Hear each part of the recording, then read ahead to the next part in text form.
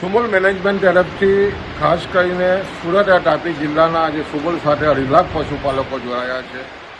એને જ્યારે આજે હોળી અને ધૂળેટીનો તહેવાર શરૂઆત થઈ ગઈ છે, એ દિવસોમાં દૂધ અને ખાસ કરીને ભેંસ અને ગાયના દૂધના ભાવમાં વધારો કરવામાં આવ્યો છે.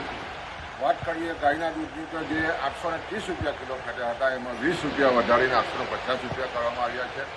એ જ રીતે ભેંસના દૂધમાં પણ જે રીતે 870 રૂપિયા હતા, એ વધારીને 10 રૂપિયા વધારીને 880 કરવામાં આવ્યા છે.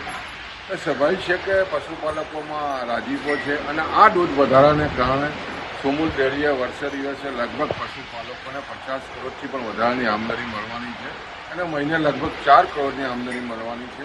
જે રીતે આ વર્ષે માવઠાઓ થયા અને ખાસ કરીને ઘાસચારો ખૂબ જ મોંઘો થયો છે, ઉત્પાદન ખર્ચો જે દૂધનો વધ્યો છે, એવા સમયે જે આ દૂધનો વધારો છે, ભાવનો વધારો છે, એને કારણે પશુપાલકોમાં ખૂબ જ રાજીપો છે અને આને કારણે આવનાર દિવસોમાં દૂધ ઉત્પાદનને ખૂબ જ મોટો વેગ મળવાનો છે.